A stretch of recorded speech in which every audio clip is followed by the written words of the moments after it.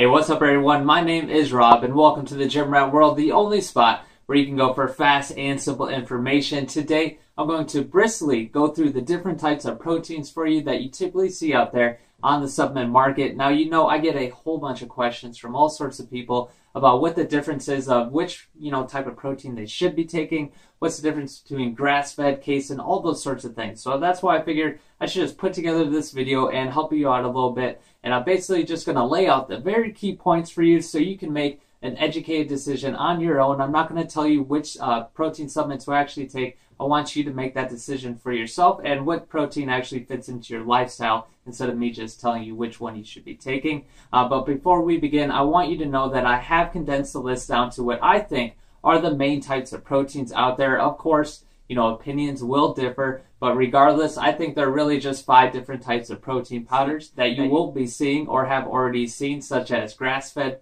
protein, casein, whey, egg, and plant-based protein powders that are on the market right now. So let's just begin and get into this. Okay, let's start with plant-based proteins. These proteins are typically made from rice, peas, hemp, or soy. Some use just one source of these proteins and others use a combination of each one of these ingredients. If you're wondering if you can still see some gains with this plant-based proteins, rest assured there are numerous examples of people who have been using plant-based proteins and they've actually gained a significant amount of muscle with them, right? However, most of the time, plant-based proteins are not considered a complete protein supplement because they're missing just a few amino acids. Now, this isn't too big of a deal because if you get a plant-based protein that has brown rice in it, it's basically going to round it out for you to make it a complete protein source for you. Some of the highlight benefits of taking a plant-based protein starts with a decent amount of fiber, some extra minerals and vitamins that you may not get with other protein supplements, and they are also low in saturated fats and free from hormones as well. There are only a few negatives about plant-based proteins. One of the negatives could be if you were to get one of these proteins without the full list of amino acids and you didn't actually know about it. Another negative could be is if you decide to be someone who goes for plant-based supplements, please don't fall into the chasm of self-professed plant-based people. We'd all basically appreciate it. And that wraps it up for plant-based proteins. Okay, so moving on to casein protein, which accounts for about 80% of the protein in milk.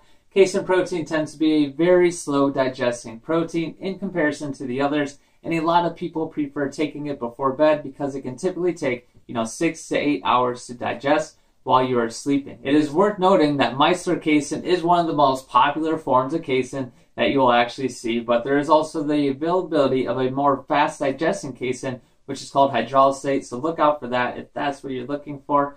Now, casein protein does contain all the essential amino acids like most other protein powders, and because of its ability to be slow digesting, it is known for its anti-catabolic benefits, or in other words, its ability to prevent your muscles from breaking down, which is a great benefit. There's also massive amounts of research that has been done of casein protein, basically because it's been around for a while, and it's been proven basically to help with your muscles to repair and also help them grow as well. There are not too many negatives that are associated with casein protein that I have found, except that casein protein is not ideal if you're lactose intolerant, and there's even such a thing as a casein allergy, which is, I never knew that could happen, so check into that. Hopefully you don't fall into it. But other than that, casein protein is widely used by people who really want to put on some size in the gym, and it's touted as such in the fitness industry, and that is casein protein. Next up is egg protein, which has its roots from back in the day. It's been used by many athletes ever since. Egg protein is considered to be a great source of protein and also other nutrients. It is digested at a rate that is in between casein and whey protein. It can be considered a complete protein source as well, which is a great benefit, which makes it a top contender against the other protein powders that are out there. Now, because you get a whole assortment of vitamins like vitamins B5, B12, selenium, choline, and also vitamin D, just to name a few. One great thing about egg proteins is that they have been around for a while, and I've had many universities who have researched them along the way. Egg proteins have all pretty much come to the conclusion that, they basically help you build muscle and also strength, and there's a whole bunch of studies to back that up. Now, another benefit from egg proteins is its appeal to people who have issues with like dairy, since they do not contain any dairy. Now, one kind of sort of negative about egg proteins is that the amount of leucine that it does have in there. So typically whey protein has a decent amount of leucine. Now, egg protein just falls right under whey protein with the amount of leucine it has. So if you're looking for that, just know it's a little bit less. That basically rounds it out for egg proteins. Okay, next up is whey protein, which is considered a complete and high quality protein source that is separated from milk when cheese is being produced. Now, I'm sure most of you have used whey before because it seems to be, the most prevalent and best-selling form of protein that is on the market right now.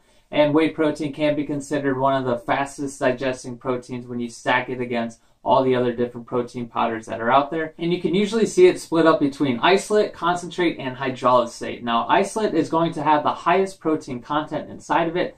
Hydrolysate, which is just a faster absorbing version of whey, and concentrate can vary in pure protein content, but usually falls under isolate at 80%.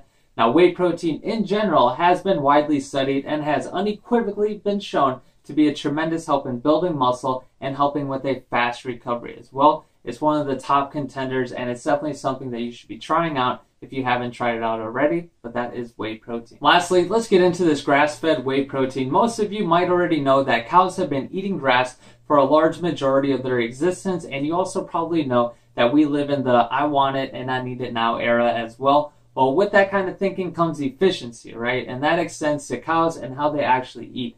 Today, most cows are fed grains and hormones in pretty shitty situations, to be honest, which is a pretty bad way of doing things, right? Well, now there are people who are basically just reverting back and going to feeding cows just grass. That's hence the name grass-fed cows. Now, the reason why is because there's a difference in nutritional value that we get from the new yet old ways of doing things. Grass-fed protein powders have been shown to contain more conjugated linoleic acid in there, and CLA is basically there to help preserve your lean muscles, and it also helps mobilize fat and gets rid of some excess fat in your body. That's not all. They have also been shown to contain more omega-3 fatty acids, branched-chain amino acids, and a whole host of vitamins as well, generally speaking, and that is grass-fed whey proteins. Okay, so that wraps it up for the different types of proteins that are out there. I hope this video helped you out. Comment below if you have any questions on anything that I covered, and don't forget to come back to the Gym Rat World for all your supplement needs. Now, thanks for watching. I appreciate your time, and have a good day.